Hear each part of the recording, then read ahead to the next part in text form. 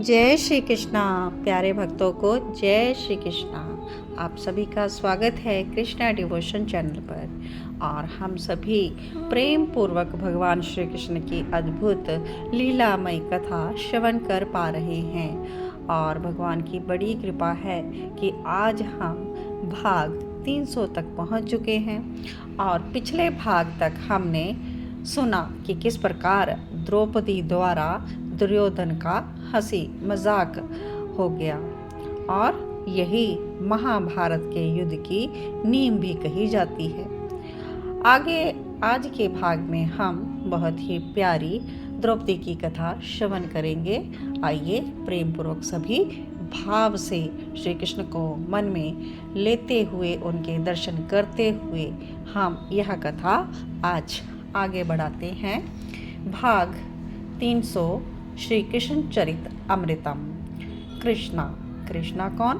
द्रौपदी। द्रौपदी का दूसरा नाम है कृष्णा।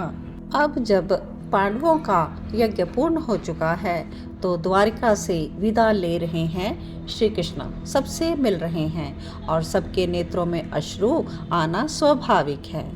और जानबूझकर द्रौपदी ने छींक दिया। सहज छींक नहीं थी, जानबूझकर छींका गया था, क्योंकि वो नहीं चाहती थी कि भगवान श्री कृष्ण वहां से जाएं। पांडवों की माता कुंती और श्री कृष्ण की बुआ रो रही हैं और कृष्ण से कह रही हैं, गोविंद, ये मेरे पुत्र तुम्हारे ही आश्रित हैं, इनका ध्यान रखना। अर्जुन का रो रो कर बुरा हाल, वो बार बार श्री कृष्ण के चरणों में गिर रहे थे और श्री कृष्ण इस अनादि सखा को उठाकर अपने हृदय से लगा रहे हैं। महाराज युधिष्ठिर को जब श्री कृष्ण ने हृदय से लगाया तो उसकी भी हिलकियां छूट पड़ी। कहते हैं, आप ना होते तो हे गोविंद ये राजसूय यज्ञ सफल ना होता। और फिर अपने अश्रुओं को पोंछते हुए बोले, केशव, आप ना होते तो हम पांडव अभी तक जीवित ही ना होते, आपके कारण ही हम हैं। श्री कृष्ण ने सांत्वना दी उन सबको और पूछा, द्रौपदी कहाँ है?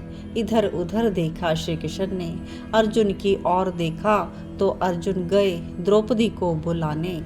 द्रौपदी भीतर महल में बैठकर रो रही थी और अर्जुन बड़े ही भावसिक्त हृदय से उसे कहते हैं, चलो पंचाली, श्री कृष्ण द्वारिका जा रहे हैं। ऐसा कैसे चले जाएंगे मेरे सखा?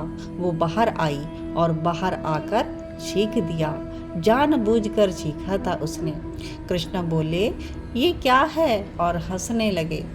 अब शुगन हो गया सखे, आज मत जाओ ना, बिलखते हुए बोली कृष्णा।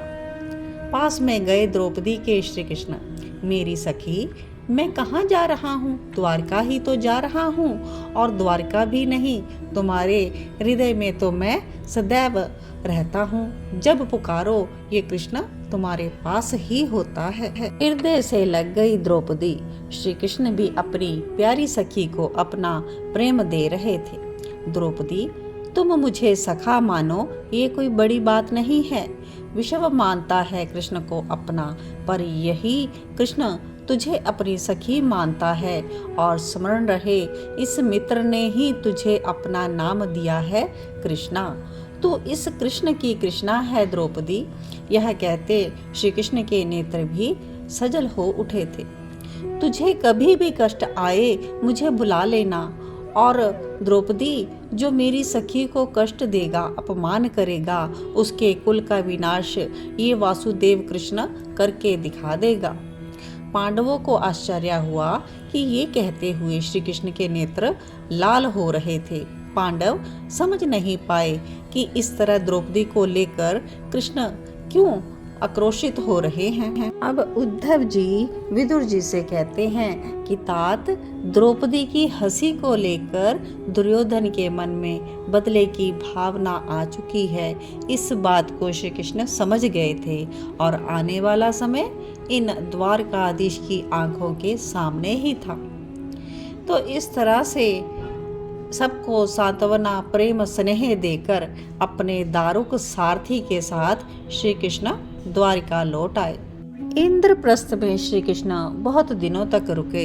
ये राजसूय यज्ञ से पूर्व ही जाकर जरासंध आदि का वध करवाकर यज्ञ की व्यवस्था भी स्वयं ही करवाई इन्होंने। हाँ, राजसूय यज्ञ के समय अपनी रुक्मिणी आदि रानियों को और वसुदेव देव की माता पिता को भी यज्ञ में बुलवाया था कृष्ण ने, और यज्ञ के पूर्ण होने पर सबको द्वारिका भिजवा दिया था, पर स्वयं वहीं रुके। अपने प्रिय सखा अर्जुन के साथ, अपनी प्यारी सखी द्रौपदी के साथ, भीम, युधिष्ठिर, नकुल, सहदेव सब इनके साथ द्वारिका में थे श्री कृष्ण।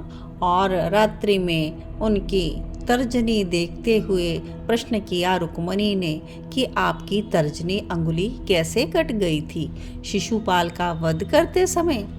हाँ, शीघ्रता से सुदर्शन चक्र चलाते समय मेरी तर्जनी अंगुली कट गई थी, पर द्रौपदी ने उसी समय मुझे अपना ऋणी बना लिया। रुक्मिणी, यह श्री कृष्ण गंभीर होकर उसको बता रहे हैं।